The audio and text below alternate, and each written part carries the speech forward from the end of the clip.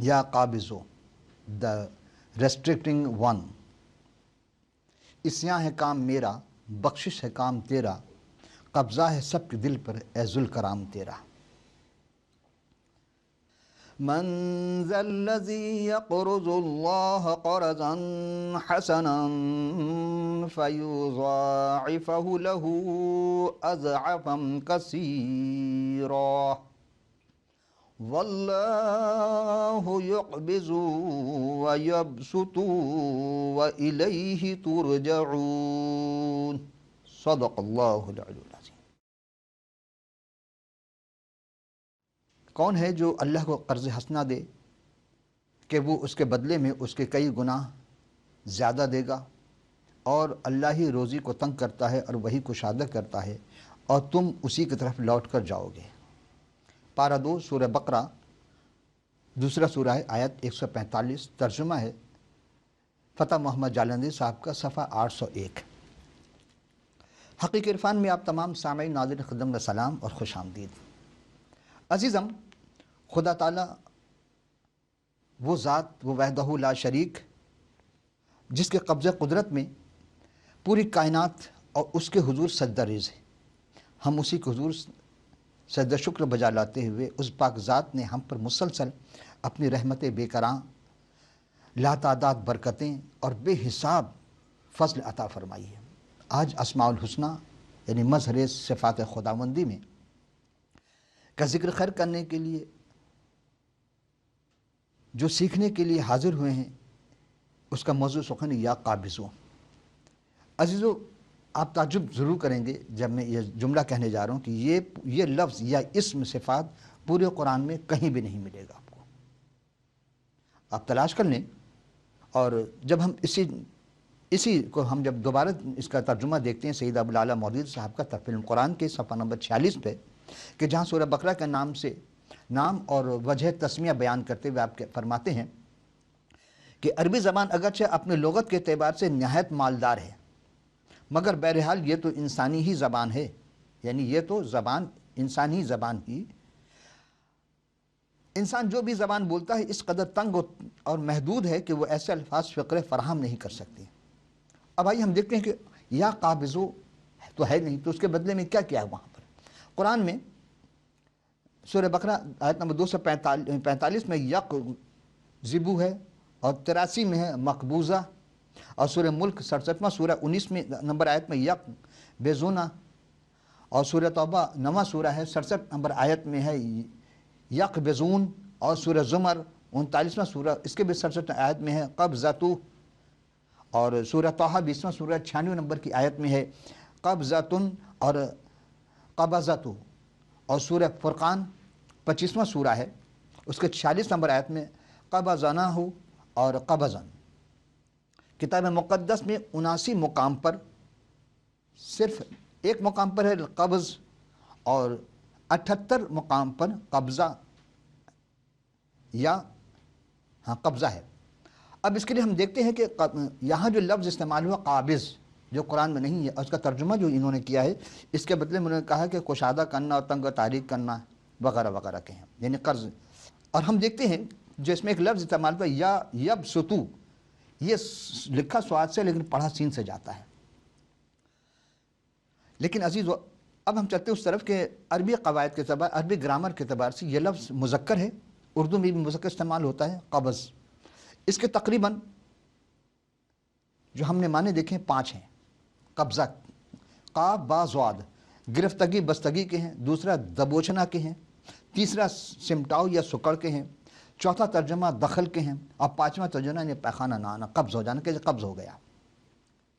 قابض یہ ایک ہی دفعہ آیا ہے، یعنی اسی قواعد فہرست اللغات، اور اس کے صفحہ نمبر 947 میں۔ اس میں یہ ہے کہ یہ صفت ہے، عربی اور اردو دونوں میں استعمال ہوتا ہے۔ قابض فاعل کے گردان میں آتا ہے، یعنی یہ ورب ہے۔ نمبر 1 قبضہ کرنے والا، اور نمبر 2 دخیل جسے مکان کا قابض ہو، اور نمبر 3 وہ چیز جو قبض کرے، یعنی قابض اے وہ ذات سب سے زیادہ ہر جگہ قبضہ ہے۔ اور کس کا قبضہ ہو سکتا ہے؟ بھائی جو مالک ہوتا ہے اسی کا قبضہ ہوتا ہے، لیکن ہم دیکھا گیا کہ بعض جگہ مالک کے ہوتے ہوئے نہ ہو تو دوسرے قبضہ کر لیتے ہیں، اور وہ ایسا قبضہ کرتے ہیں کہ اس کے ہر چیز کو، نوکر کو اور اس کے بیٹے تک کو قتل کر دیتے ہیں۔ اور قبضہ کرنے پر آئیں تو آپ نے سنا ہوگا ہمارے ملک میں قبضہ گروپ بہت زیادہ، ہر چیز پر قبضہ ان کا۔ کیا قبضہ ہے؟ قبضہ کہتے ہیں دروازے کو بند کرنے بھی جو استعمال اس کو بھی قبضہ کرتے ہیں۔ ایک اور قبضہ ہوتا ہے تلوار جس ہاتھ میں پکڑ، مٹھی میں پکڑے جاتے ہیں، اس کو بھی قبضہ کہا جاتا ہے۔ آپ دیکھیں تو ایک لفظ ہے قابض، تو جو قبضہ کرتا ہے وہی قابض ہوتا ہے۔ ایک ناجائز ایک جائز قبضہ ہے۔ قابض کرنے والے بھی دو قسم کا، ایک جائز قابض ہے اور ایک ناجائز قابض ہے۔ اب اس کے لیے ہم چلتے ہیں آگے کہ جناب ابراہیم کی بیوی جناب سارہ کہ لونڈی تھی جو سارہ کے پاس سے بھاگ گئی تھی۔ یہ پیدائش کی کتاب، اسی لیے پھر ریکویسٹ میں کرتا ہوں آپ کلام مقدس کو ضرور پڑھیں۔ یہ توریت کی کتاب ہے۔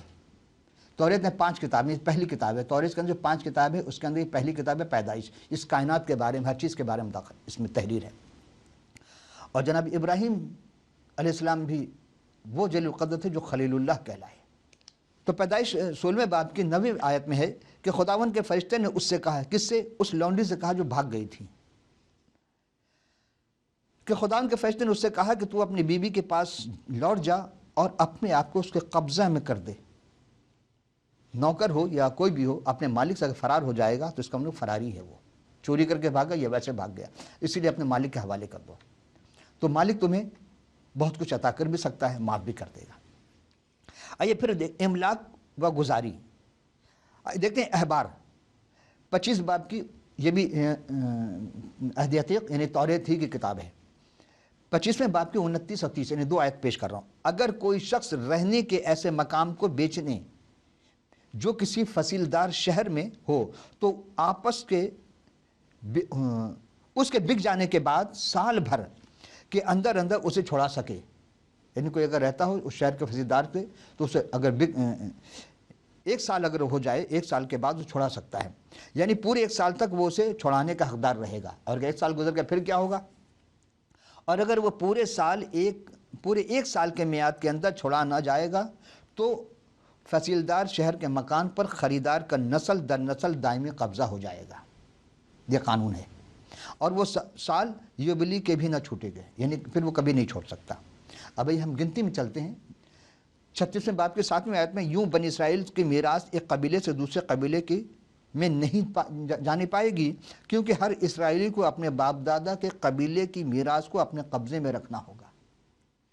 آگے میراث کا قبضہ۔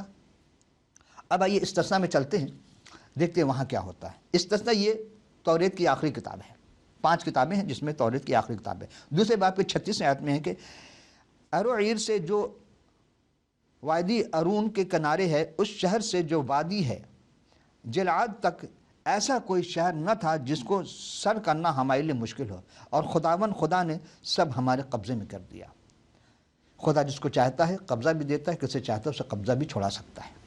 زبور 83 12ویں آیت میں ہے کہ جنہوں نے کہا آؤ ہم خدا کی بستیوں پر قبضہ کر لیں، اور آئیے دیکھتے ہیں کہ جناب حزقیل کا صحیفہ کیا کہتا ہے۔ اس میں انہوں نے کہا کہ آؤ ہم خدا کی بستیوں پر، کوئی خدا کی قبضہ کیوں کرنا چاہتا ہے؟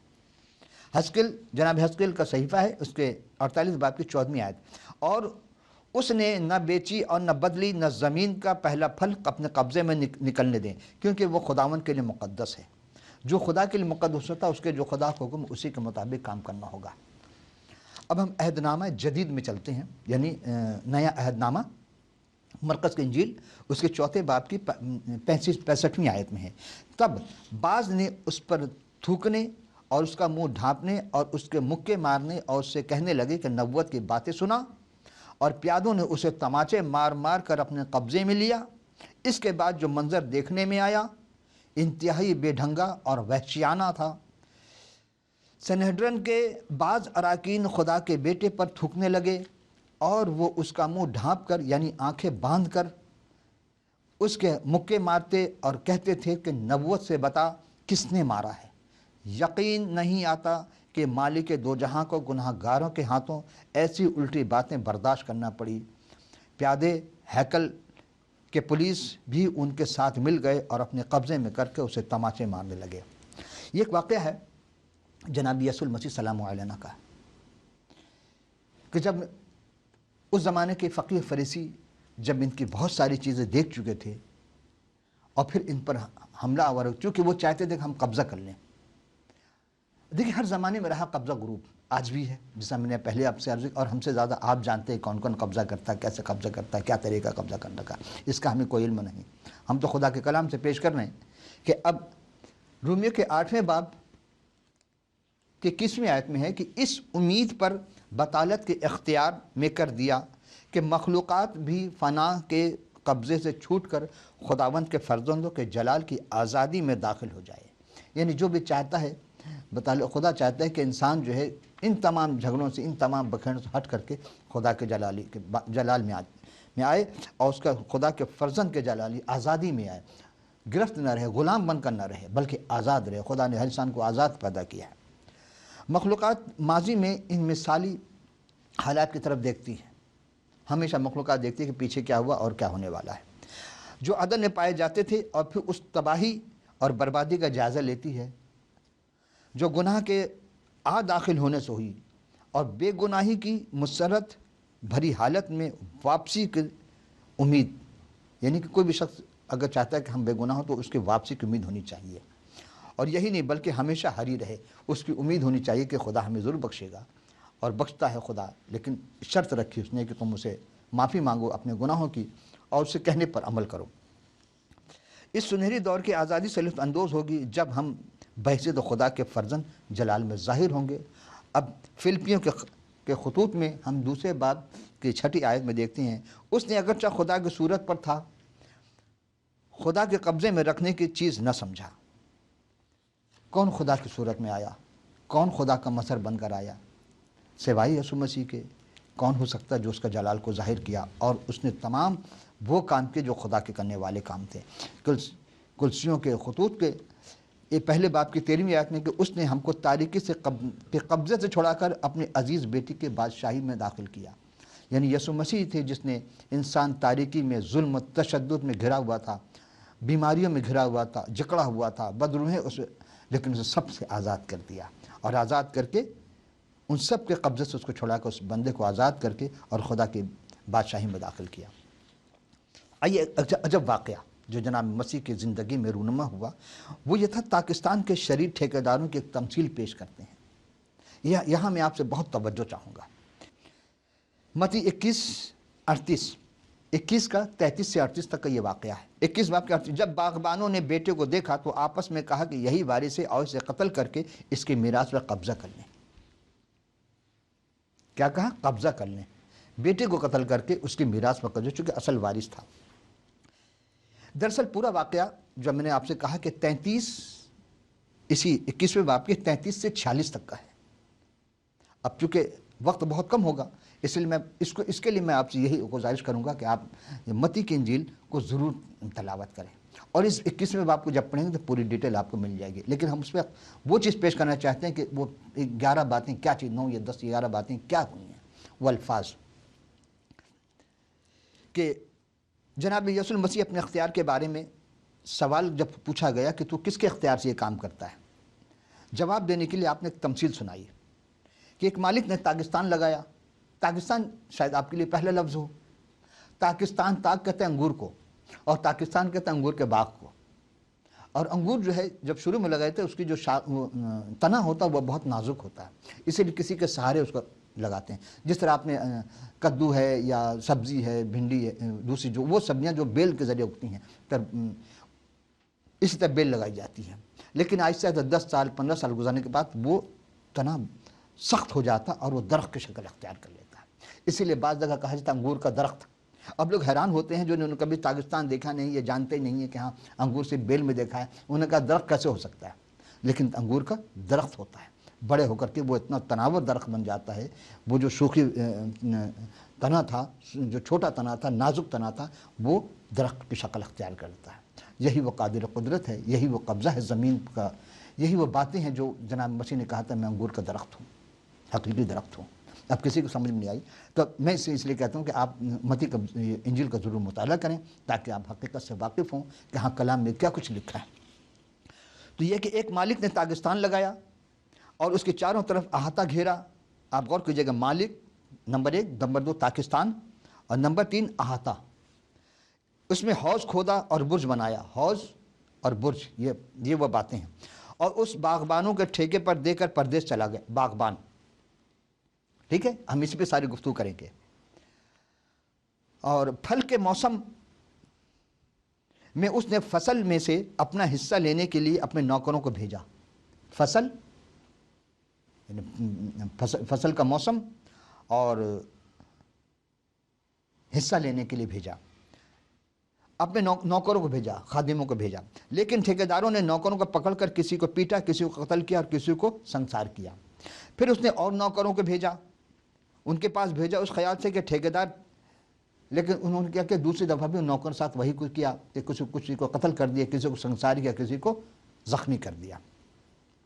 اور اس کے بعد یعنی یہی سلوک ہے. تیسری دفعہ مالک نے سوچا, تیسری دفعہ اس نے اپنے بیٹے کو ان کے پاس بھیجا. اس کا خیال تھا کہ ٹھیکیدار بیٹے کا تو لحاظ کریں گے, یہ بیٹا, یہ خیال ہے بیٹا, یہ بھی ایک لفظ ہے اس میں, بیٹے کا لحاظ کریں گے. وہ اچھی طرح جانتے تھے کہ یہی وارث ہے. اب وارث کی بات آئی, یہی وارث ہے جس کو قتل کر دو اور قبضہ کر لو.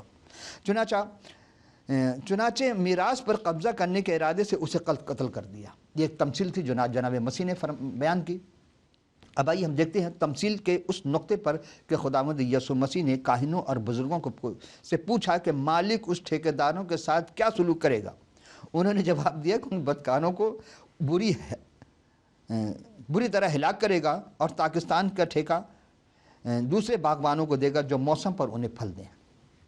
یہ جواب تھا. لیکن اس کی ہم اس گہرائی میں جانا کوشش کرتے ہیں, کلام کی گہرائی کیا ہے, انہوں نے کیوں ایسی باتیں کی جناب یسوع مسیح نے. تو ہم نے آپ سے کہا اس تمثیل کی تشریح کرنا مشکل نہیں ہے, صرف سمجھنا ہے کہ نمبر ایک ہم نے کہا مالک. مالک کون ہے؟ وہ خدا وحدہ لا ذوالجلال والاکرام ہے, وہ وحدہ لا شریک, یعنی مالک جو ہے وہ خدا ہے. پاکستان کیا ہے؟ پاکستان بنی اسرائیل تھے. اور پھر جو زبور 80 کے 8 اور یسایہ 5 کا 1 تا 7 میں اور یرمیہ نبی کا 20 کا 21 آیت میں درج ہے. پھر اس کے بعد ارد گرد جو باڑ لگائے گا تیسرے نمبر وہ جناب موسیٰ علیہ السلام کی شریعت ہے جو بنی اسرائیل کو غیر قوموں سے جدا کرتی ہے اور ان کو خدا کے لیے مخصوص قوم کی حیثیت سے محفوظ رکھتی ہے. چوتھی چیز حوض تھی, میں نے پیش کیا آپ کو. حوض کیا تھا؟ حوض جس میں میں جمع ہوتی تھی. مراد وہ پھل جو بنی اسرائیل کو خدا کے لیے پیدا کرنا چاہیے تھا, انہوں نے نہیں کیا. برج, یہ برج کیا ہے؟ برج سے مراد قوم کے لیے یہوہ کی نگہبانی اور محافظت. چھٹی چیز باغبان یا ٹھیکیدار. باغبان اور ٹھیکیدار سے مراد سردار کاہن اور اس زمانے کے فقیہ تھے, فریسی تھے. ساتویں چیز کہ خدا بار بار اپنے خادموں کو بھیجا. خادم کون؟ خادم وہ انبیاء اکرام تھے, وہ رسول تھے جن کو خدا بار بار بھیجتا رہا تاکہ اپنی قوم بنی اسرائیل سے رفاقت و شراکت ہو جائے. پاکیزگی اور محبت کا پھل تلاش کرتا رہا, مگر قوم نبیوں کو ستاتی رہی اور ان میں سے بعض کو زخمی کیا اور بعض کو تو بالکل قتل کر دیا. آپ نے قرآن میں پڑھا ہوگا کہ بنی اسرائیل نے بعض انبیاء کو قتل کیا, بعض کو زخمی کیا وغیرہ وغیرہ, لیکن اتنے ڈیٹیل میں یہاں ہم آپ کو تفصیل پیش کر رہے ہیں آپ کی خدمت میں. اور آٹھویں کہ بالآخر خدا نے یہ کہتے ہوئے اپنے بیٹے کو بھیجا کہ وہ میرے بیٹے کا لحاظ کریں گے. یعنی کہ جو مالک تھا وہ خدا ہے اور اس نے بیٹے کو بھیجا. اب اس کا بیٹا کون؟ لم یلد ولم یولد. اگر آپ اس آیت کو غور کر لیں گے, نہ وہ کسی کا باپ نہ اس کو کوئی باپ, تو بات بالکل واضح ہو جائے گی. نویں چیز یہی وارث ہے, یعنی آیت نمبر 37 کے مطابق سردار کاہن اور فقیہ کہنے لگے کہ یہی وارث ہے. یہ کیسا مہلک اقبال ہے, یہ کتنا افتاد ہے. افسوس کی بات ہے کہ وہ جب آپس میں علیحدگی میں جب ہوتے تھے تو کہتے تھے ہاں یہ وہی وارث ہے, یہ تو خدا کا بیٹا ہے. کسے؟ یسوع المسیح کو. لیکن عوام کی نگاہ میں عوام سے چھپ کر کے ساری باتیں کرتے, عوام کو ظاہر نہیں کرتے تھے کیونکہ مگر اعلانیہ انکار کرتے تھے. چنانچہ انہوں نے اس کے اختیار کے بارے میں سوال کا خود ہی جواب دیا. اس کا اختیار اس حقیقت میں تھا کہ خدا کے بیٹے سے ہے, خدا کا یہ بیٹا ہے. اور تمثیل میں ان کے حوالے سے بیان ہوا کہ انہوں نے کہا یہی وارث ہے, آؤ اسے قتل کر کے اس کے میراث پر قبضہ کر لیں. یہ 10ویں بات تھی. اب 10ویں بات تھی آیت 38 کے مطابق کہ مزید یہ کہ ہم اسے چھوڑ دیں تو سب اس پر ایمان لے آئیں گے. اور یہی بات خدا بار بار کہتا ہے کہ جو اس پر ایمان لائے گا وہ ہلاک نہیں ہوگا بلکہ ابدی زندگی کا وارث ہوگا. ابد کے لیے اس کے یعنی آخرت میں اس کا حصہ بہت زبردست ہوگا. اور آج بھی ہم دیکھتے ہیں کہ لوگ ایمان نہیں لاتے, نہیں مانتے ہیں. کس چیز کو؟ کہ اسے مصلوب کیا گیا اور تیسرے دن وہ جی اٹھا۔ یہی بات ہے جو لوگ تسلیم کرنے کو تیار نہیں ہیں، نہ پہلے والوں نے نہ بعد والوں نے اسے قبول کیا، اور جو قبول کرتا ہے وہ وارث بن جاتا ہے۔ اب اسی نے کہا کہ یہ اس کا بیٹا ہے، اس کو قتل کر دو تاکہ ہم اس کی وراثت پر قبضہ کر لیں۔ کون سی وراثت پر؟ کیونکہ وہ کہتے ہیں کہ اگر چھوڑ دیں گے تو سب اس پر ایمان لے آئیں گے اور رومی آ کر ہماری جگہ اور قوم دونوں پر قبضہ کر لیں گے۔ یعنی ان کو آج بھی، یعنی وہ تمام اس زمانے کے فقیہ فریسی جو شریعت کے عالم تھے اپنے آپ کہتے تھے، وہ سب یہی کہتے تھے۔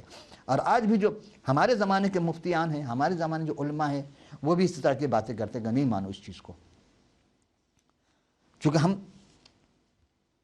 کتاب مقدس سے محبت نہیں کرتے۔ زبان سے کہتے ہیں، یہاں سے حلق سے آواز نکلتی ہے، زبان سے آواز نکلتی ہے کہ ہاں ہم چاروں کتابوں پر ایمان لاتے ہیں، مانتے ہیں توریت زبور انجیل کو، صرف زبان پہ ہے۔ کیا کسی نے توریت کا مطالعہ کیا، زبور کا مطالعہ کیا، انجیل کا مطالعہ کیا، انبیاء اکرام کی حالات زندگی کا مطالعہ کیا؟ تو پھر سے سب چیزیں پتہ، اور جو پڑھ لے گا، اسی لیے روک دیا گیا کہ خبردار نہیں پڑھنا، چونکہ اسے پتہ چل جائے گا کہ پڑھ لے گا، جان جائے گا تو یہ ایمان لے آئے گا، اور تاکہ ان کے حلوے مانڈے جو ہیں وہ سے ان کو کچھ نہیں ملے گا۔ جب ایمان لے آئے گا تو وہ ہمیشہ کی زندگی کا وارث بن جائے گا۔ اب آئیے ہم دیکھتے ہیں یوحنا 11 باب کے 48 کے مطابق، چنانچہ انہوں نے اسے رد کر دیا اور باہر پھینک دیا اور مصلوب کر دیا۔ متی 21 کے 42 کے مطابق جن منجی نے اس سے پوچھا کہ پاکستان کا مالک کیا کرے گا، تو اپنے آپ سے انہوں نے خود کو مجرم ٹھہرایا۔ کیا ٹھیک ہے، اس کو نکال باہر کرے گا اور دوسروں کو وہ ٹھیکہ دے دے گا۔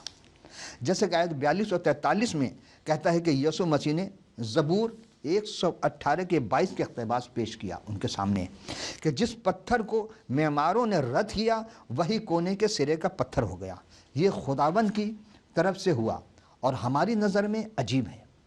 جب پتھر یعنی جناب یسوع المسیح اپنے آپ کو کہا اور معماروں میں یعنی نبی بنی اسرائیل کے لیڈروں کے سامنے پیش کیا، تو ان کی وہ جو تعمیراتی منصوبوں میں اس کے لیے جگہ نہ تھی، کیونکہ ان کا منصوبہ کچھ اور تھا کہ اگر وہ ان کو شامل کر لیتے تو ان کی تمام چیزیں رک جاتی۔ وہ جو لوگوں سے پیسے وصول کرتے تھے مختلف انداز میں، وہ سارے پیسے رہ جاتے، پھر ان کی بات ماننی پڑتی۔ تو انہوں نے اسے بیکار قرار دے کر ایک طرف پھینک دیا، لیکن اپنی موت کے بعد وہ مردوں میں سے جی اٹھا۔ یہی سب سے بڑی فتح تھی۔ یعنی یہ جو ہم فاتح کہہ رہے ہیں، جناب یسوع المسیح کھولنے والے جو ہیں، یہاں یہ راز فاش ہوتا ہے کہ جناب یسوع مسیح جنہوں نے کہا تھا کہ ہاں ہم اس ہیکل کو ڈھا دو تو میں تیسرے دن جی اٹھوں گا، اب انہوں نے ان کو مصلوب کر دیا، زخمی کیا، سب کچھ کیا، اور اس کے بعد ان کو موت بھی دے دی، صلیب پر بھی چڑھا دیا اور تیسرے دن جی اٹھے۔ یہ چیز کوئی تسلیم کرنے کو تیار نہیں ہے، کیونکہ مطالعہ نہیں ہے۔ جب مطالعہ نہیں ہوگا، دیکھیں آپ جس چیز کا علم نہیں رکھیں گے اس کے دشمن بن جائیں گے، سیدھی سی بات ہے۔ اور جب علم آ جانے کے بعد پھر دوستی ہو جائے گی، محبت ہو جائے گی۔ کافر کیوں انکار کرتا ہے خدا کا؟ اس لیے کہ علم نہیں ہے۔ جب علم آ جائے گا تو خدا سے محبت ہوگی، پھر وہ مومن بن جائے گا۔ اور ابلیس نہیں چاہتا ہے کہ ہاں کوئی مومن بن کر رہے، وہ چاہتا ہے کہ سارے کافر ہو جائیں۔ عزیزو، قوت جو نمایاں جگہ دی تھی وہ خدا کی عمارت کا اعلیٰ ترین جگہ لگا لیا گیا۔ اسی واسطے خدا نے بھی اسے بہت سربلند کیا اور اسے نام بخشا جو سب ناموں سے اعلیٰ ہے۔ اب جناب یسوع المسیح علیہ اعلان کہتے ہیں، عجب انداز میں کہتے ہیں، کیا کہ خدا کی بادشاہی بن اسرائیل کے پاس جو تھی اسے لے لی جائے گی، اور اس قوم کو جو اس کے پھل لائے اور وہ دے دی جائے گی۔ یعنی کہ اب وہ پھل لانے والی بات ہو گئی۔ بن اسرائیل سے چھن گئی ہے، چھن کر کے دوسری قوم کو دے دی گئی۔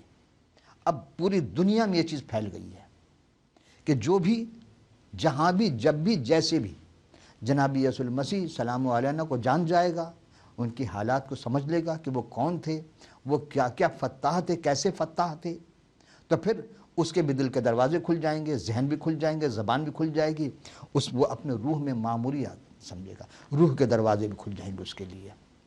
تو وہ اپنے اندر وہ نور اپنے قلوب میں اور اپنے ذہن میں محسوس کرے گا، بلکہ دیکھے گا کہ کیسے کیسے معجزات اس کے ساتھ رونما ہوتے ہیں۔ گو کہ شروع میں تکالیف ہیں، بغیر تکلیف کے آرام نہیں۔ اب ہم پھر دیکھتے ہیں خدا کی بادشاہی کیا ہوگی، بن اسرائیل سے چھین لی جائے گی، ان سے لے لیا گیا، اور قوم کو اس کا پھل، جو قوم قبول کرتی ہے اس قوم کو اس کا پھل دے دیا جائے گا۔ اور ایسا ہی ہوا، برگزیدہ قوم بنی اسرائیل کو فی الحال برطرف کر دیا گیا اور اندھا کر دیا گیا، یعنی وہ دیکھ کر کے بھی نہیں دیکھ سکتے، سن کر کے بھی نہیں سن سکتے، اور جان کر کے بھی نہیں جان سکتے، گویا انہیں گونگے اور بہرے بنا دیے گئے۔ پھر ہم غور کرتے ہیں کہ جس نسل سے مسیح اور موعود کو رد کیا تھا اسے سخت دل کر دیا گیا۔ یہ نبوت کہ خدا کی بادشاہی اس قوم کو جو اس کو پھل لا کر دے دی جائے گی دوہرا مفہوم رکھتی ہے۔ نمبر ایک، کلیسیا جو ایمان لانے والے یہودیوں اور غیر اقوام پر مشتمل ہے، یعنی مقدس قوم اور خدا تعالیٰ کی خاص ملکیت ہے۔ یہ پہلا پطرس اس کے دوسرے باب کی 9ویں آیت میں آپ کو یہ مل جائے گی۔ اب دوسری بات یہ ہے کہ بنی اسرائیل کا وہ حصہ جو ایمان لایا اور دوسری آمد کے وقت زمین پر زندہ موجود ہوگا، مخلصی یافتہ اور اسرائیل خدا کے پھل لائے گا۔ یعنی کہ جب جناب یسوع المسیح سلام علیہ کی دوسری آمد ہوگی اس روز زمین پر، ہر چیز پلٹ دی جائے گی، آسمان بدل جائے گا، زمین لپیٹ دی جائے گی، یہ سورج چاند سے سب نئے ہو جائیں گے، اب یہ زمین نہیں رہے گی۔ قرآن نے بھی اس کا کہا۔ لیکن ہم دیکھتے ہیں پھر کیا ہوا کہ 21ویں باب کی 44ویں آیت میں ہے، اور جو اس پتھر سے گرے گا، جس پتھر پر گرے گا ٹکڑے ٹکڑے ہو جائے گا، لیکن جس پر وہ گرے گا اسے پیس ڈالے گا۔ یہ دو باتیں ہیں، بڑی توجہ، عجب آیت ہے اس میں۔ یہی ایمان کہ یہاں سے آپ بنیاد سمجھ لیں۔ اس آیت میں دو حصے ہیں۔ آیت کے پہلے حصے میں ہے کہ پتھر زمین پر ہے، یعنی جب جناب یسوع سلام علیہ اس دنیا میں آئے تھے ان کی پہلی زندگی کے بارے میں، کہ جس نے یعنی جو ان پر گرا، جو پتھر اس پر گرے گا ٹکڑے ٹکڑے ہو جائے گا۔ گویا کہ لوگوں نے ان کو مارا، ان کے ٹکڑے، ان کے جسم کو لہو لہان کیا، مصلوب کر دیا، سب کچھ کر دیا۔ یہ پہلی زندگی ہے۔ اب جس نے کیا ہوا اس کے ٹکڑے ٹکڑے ہو گئے، بنی اسرائیل ٹکڑے ہو گئے، جو نہیں مانا سب ٹکڑے ہو گئے، سب ختم ہو گئے۔ اب دنیا میں وہ لوگ نہیں رہے۔ آج فقیر فریسی کا اولاد نہیں کہہ سکتے کہ ہم یسوع مسیح سلام علیہ کے ظلم و تشدد کرنے والے باپ دادا کے ہم اس کے اولاد ہیں، نہیں کہہ سکتی۔ اور یسوع مسیح کے اولاد کوئی اپنے آپ کو کہہ بھی نہیں سکتا۔ لیکن کیا ہے کہ جو ایمان لائے گا اسے یہ رتبہ ملے گا، اسے یہ فضل ملے گا۔ یہ اور دوسری بات، دوسرے حصے میں وہ پورا اتر رہا ہے، یعنی وہ جناب یسوع مسیح کی دونوں آمدوں کا پتہ دیتی ہے۔ پہلی دفعہ تو یہودی لیڈروں نے اس سے ٹھوکر کھائی اور ٹکڑے ٹکڑے ہو گیا۔ جب دوسری دفعہ آئیں گے، یعنی دوبارہ آئیں گے تو عدالت کریں گے۔ عدالت کرنے کے لیے آپ اپنے دشمنوں کو دل کھول کر یعنی اس طرح بکھیر دیں گے جسے کہا کہ پیس دیا جائے گا، تو کوئی نہیں بچے گا۔ اب آپ سوچیں، غور کریں کہ ہم کہاں ہیں؟ کیا ہم کلام مقدس کو پڑھ کر کے یسوع مسیح سلام علیہ کو جاننے کی کوشش کرتے ہیں؟ کیا ہم نے غور کیا کبھی کہ قرآن جس کے بارے میں اتنی باتیں کرتا ہے، قرآن میں اتنی باتیں لکھی ہوئی ہیں، وہ گفتگو بیان کرتا آپ کی پیدائش سے لے کر کے اور دوسری آمد تک؟ ذرا غور تو کریں کہ جب ان کی اپنی باتیں، ان کی اپنی خدا کی اس دوسرے کتابوں میں درج ہے جو کہ تفصیل قرآن میں نہیں ہے۔ اسی لیے ہم آپ سے درخواست کرتے ہیں کہ آپ کلام مقدس کا ضرور مطالعہ کریں۔ ہمارا ای میل ایڈریس ہوگا، ویب سائٹ ہوں گے، ٹیلی فون نمبر ہوں گے، یعنی سیل نمبر ہوں گے۔ آپ کو جو سہولت ہو آپ ہم سے سوال کر سکتے ہیں۔ آپ کے پاس کتاب مقدس نہیں، آپ ہمیں اپنا پورا پتہ بھیجیں، درست پتہ بھیجیں، ہم آپ تک خدا کے کلام کو، اس کتاب مقدس کو فی سبیل اللہ آپ تک ارسال کریں گے۔ تو آئندہ کی دوسرے نشست میں پھر ملاقات ہوگی کسی اور عنوان کے ساتھ۔ اس وقت تک کے لیے اجازت۔ خدا حافظ ناصر۔